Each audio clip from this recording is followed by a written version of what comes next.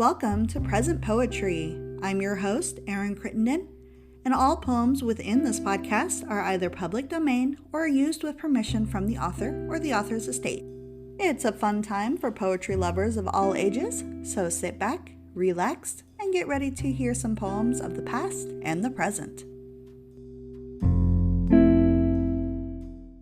This week's featured poet is Elizabeth Bartlett. Born Elizabeth Roberta Winters on July 20th, 1911 in New York City, Elizabeth was always a bright child who skipped grades all throughout school and ended up graduating with her bachelor's degree in 1931 at the age of 20. She then graduated with her postgraduate degree in 1940 and began a rich life devoted to writing and teaching. She met Paul Alexander Bartlett in 1941, who was a fellow writer and artist. They were married in 1943 and had one child, a son, born 1945. Meanwhile, Elizabeth Bartlett perfected her writing career. Chad Walsh, a distinguished poet and writer, even labeled her the Emily Dickinson of the 20th century because of her lyrical and structured poetry. Overall, she published 16 collections of her own poetry, 1,000 individually published poems in various journals and magazines, a host of essays, short stories, and translations. However, her claim to fame came around 1968 when she invented the 12-tone form of poetry. According to Bartlett's own words, the 12-tone poem is a new form. It was inspired by Arnold Schoenberg's musical system. The poem consists of 12 lines divided into couplets, and each couplet contains 12 syllables, using the natural cadence of speech. The accented sounds of the words are considered tones. Only 12 tones are used throughout the poem, repeated various times. As a result, the poem achieves a rare harmony that is purely lyrical, enriching its imagery and meaning. As if that wasn't cool enough, Elizabeth Bartlett also founded the Literary Olympics, a nonprofit organization devoted to bringing literature and poetry back to the Olympic Games. She founded it around 1982 and served as CEO until 1994. During that time, she coordinated and directed the work of associated editors in Africa, Asia, Australia, New Zealand, Canada, East, North, and West Europe, Great Britain, Latin America, and the United States. Together, they produced an anthology of poetry that coincided with the Summer Olympic Games. Tragically, Elizabeth Bartlett passed away on August 12, 1994, but her legacy and her poetry will remain with us for generations to come. We are reading from Behold This Dreamer, a book of poetry published in 1959.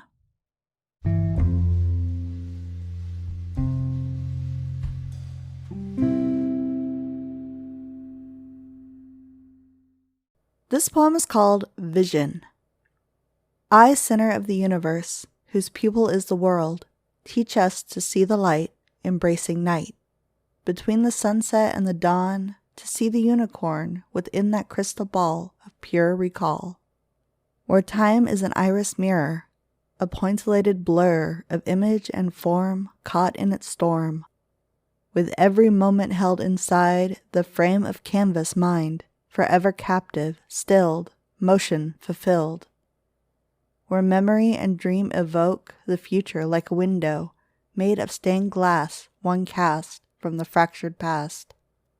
As retina and perspective for our darkness, the bridge, connecting what has been with things foreseen. Through your bright lens illuminate the galaxy that waits, invisible as trust in stars and dust.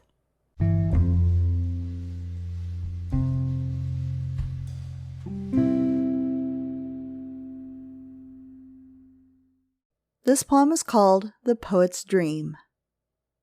When the waters of the sun fall on the flaming sea, when the desert rose is one with the snow-sipping bee, all that our senses now shun, time's alchemy will free. On the coral shores of night, the ghosts of fish shall wake, and offer incense to the light that gives them bread to break. From the singing shells with wings, an artist's eye shall peer, with violin hands for strings and a poet's ear. Then white silence like a nun shall lift her long white sleeves, and shake the treasures she has spun from dreams whose thread she weaves. From the surf of mountain caves, a billion stars shall gush, and whirl on the windward waves through the darkened hush. In the valley of moon trees, the glowing fruit shall sway, and rise by twos and threes above the cradled day. On the jungle's peaceful floor, lion and deer shall meet, a crucifix made of ore between their kneeling feet. All of this and more shall be within that shining net, when time redeems mortality from its mortal debt. The magna age shall point its north through youth's eternal pole, that alpha star in the fourth dimension of the soul, where love curves back in heart space within its chrysalis, and gravitates the image face of all creating this. From the light years of the past, the undeflected force shall bind the future fast to God's own source, and cause and word unending repeat the rhythmic plan of universe transcending man's origin as man.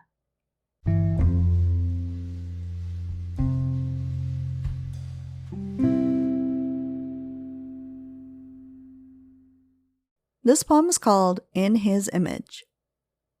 Who has not looked into the heart of night and seen the darker light, concealed like spectral stars beyond the rim of Mars?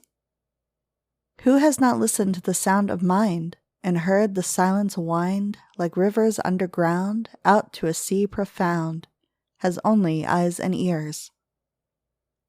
Who has not reached above the clouded span and touched the cosmic plan, upheld like spiders climb upon the spokes of time? Who has not followed the labyrinthian thread and crushed the monstrous dread, that other men may gleam the glory of the dream, has only hands and feet?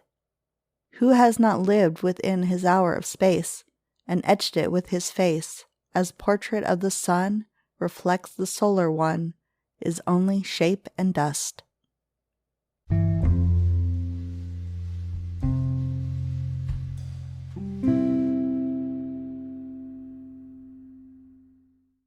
This poem is called The Cave.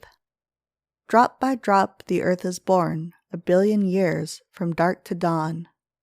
Drop by drop as rivers flow past sunless cliffs no wind has known.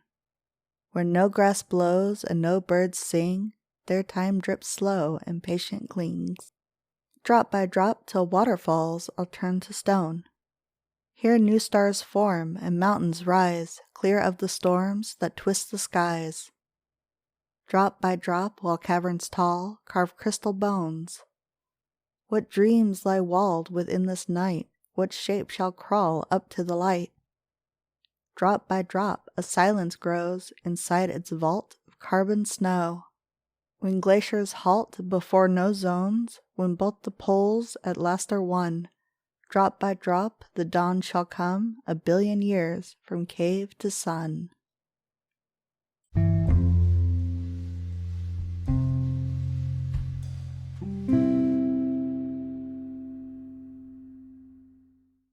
This poem is called All This Before.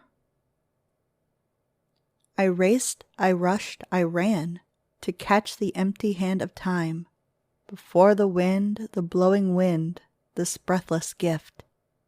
I willed, I worked, I wept to melt the frozen face of time, before the sun, the burning sun, this frenzied bone. I drank, I danced, I dared to tempt the stony foot of time, before the rain, the driving rain, this raptured flame. I leaped, I laughed, I loved to ease the burdened heart of time, before the dust, this settling dust, this flesh and blood. Thank you for listening to this episode of Present Poetry. If you enjoyed it, please leave us a review, share us on social media, or subscribe so you never miss an episode. If you would like to learn more about the featured poet, or you would like your work featured on the podcast, please check out the links in the show notes. Thank you again for listening, and I hope you all have a wonderful day. Bye-bye.